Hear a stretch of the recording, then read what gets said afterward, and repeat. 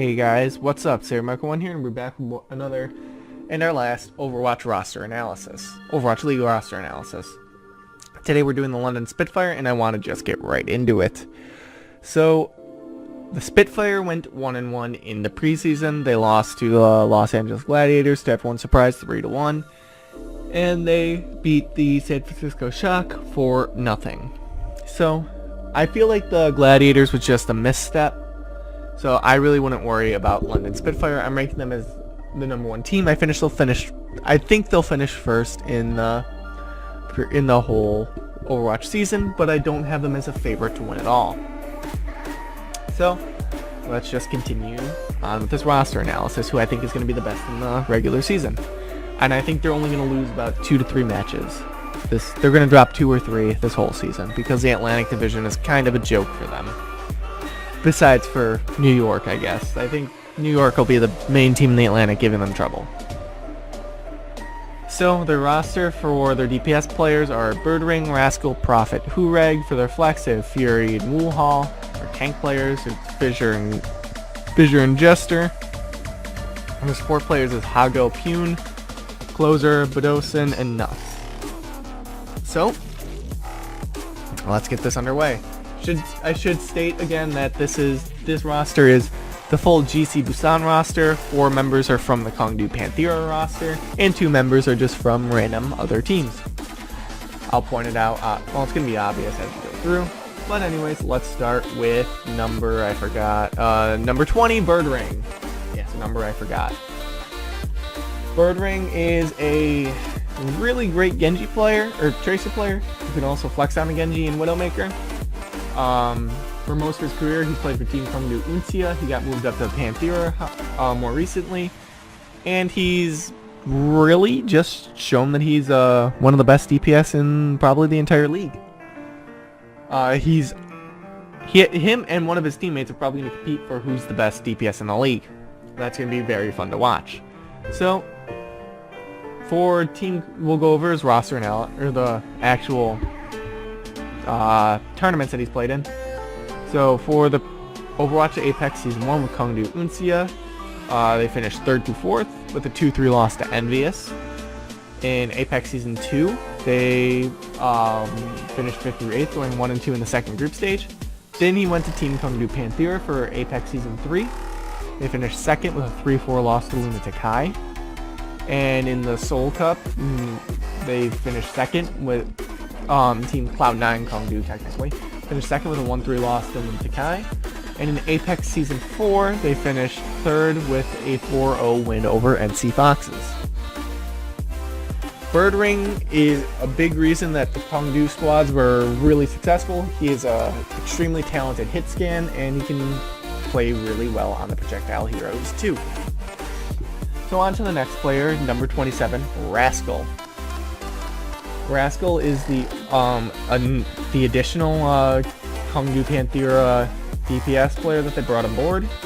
He's probably going to be one of their main Pharah players, as he's a really good projectile hero, but he can also play a great Soldier 76. So he can play hit scan or projectile. He's played for Team Square, Chengdu Panthera, and that's it. So for his tournaments that he's played in Overwatch Apex Season 1, Team Chengdu Panthera finished 9th through 12th, going 1-2 in their group stage. In the Intel Extreme Masters Season 11, they finished 5th through 6th, losing 0-3 to Luxury Watch Red. In Apex Season 2, they finished 5th through 8th, going 1-2 in the second group stage. In Apex Season 3, they finished 2nd, losing 3-4 against Lunatic High. In the Seoul Cup, they finished 2nd with a 1-3 loss to Lunatic High. And in Apex Season 4, they finished 3rd with a 4-0 loss to NC Foxes. Rascal, him and Birdring really tore it up on the DPS side of Team Chengdu Panthera. They were pretty much known as 2 of the best DPS players in the entire league of Apex, so it's no surprise that they kept both of these players. Anyways, let's move on to number 13, Prophet. Prophet is one of the GC Busan players, and he made a name for himself, let me tell you. He really made a name for himself. He's now considered one of the best tracers in the entire world, if not the best tracer in the entire world. He's also just known as the best DPS in the world too, but that's another thing. He's only played for GC Busan, a team that came out of nowhere, who just completely decimated Apex Season 4, the second half at least. And let's go over that. So he's only played in 2 premieres. Apex Season 4, they finished first with a 4-3 win over Runaway. They came out of nowhere to win this. And in APAC 2017, they finished first with a 4-1 win over Runaway again. I can't even say anything about Prophet. That's what can you say that's not been said already? He's one of the best DPS in the entire world. I mean, he's worked really hard for that title, and he's gotten that title. He's really deserving of this, and I'm glad that he's getting his start in one of the Overwatch League teams. So, let's move on to the next DPS player, I guess. Number 18, Hureg. Hureg is another GC Busan player, so we just went over his the GC Busan achievement, so I'm not going to do that again. Yeah, please don't do that while I'm doing my video, please. Don't ding-dong me. Okay, anyways, yeah, we just went over that, and Hureg is their other DPS because Prophet played a lot of Tracer and Genji. Hureg played Doomfist and Soldier a lot, so I'd expect him to do that. I think he can play Pharah too. I think he's their Pharah player. Very interested to see that, but Hureg is not as good as Prophet, but he's also really talented, and it's going to be exciting to see him play in the Overwatch League. Let's move on to their flex players now with number 19, Fury. He's one of those random people they brought in who didn't play for either GC Busan or Cloud9. Kongdu. Saved it there. He plays a lot of D.Va and Zarya, and he's played for Team Uniqueness, Rhinos Gaming, Wings, and Team Liquid. So, let's go over his results really quick. The only premiere he's played in with Rhinos Gaming was Apex Season 3, where they finished 13th through 16th, going 0-3 in their group. In Contender Season 0, Team Liquid finished second, going 1-4, or losing to the Immortals 1-4. Fury is a outstandingly average flex tank. I really wanted to say something nice about him, but then I just couldn't. He's outstandingly average at best. I wish I could say something better, but that's just... there's no evidence to show that he's better than that. And that's all I have to say. He's probably going to be the backup flex player to number 10, Wu Hall. Wu Hall is the GC Busan flex tank. He's played for more teams than just GC Busan. He's played for Ace White and O2 Blast.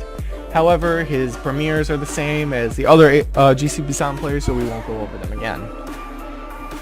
He can play all the flex tanks really well, so it's going to be exciting to see how he does. And if I remember correctly, he was really a great flex tank player, and he really did help GC Busan finish out first in Apex Season 4 and APAC 2017.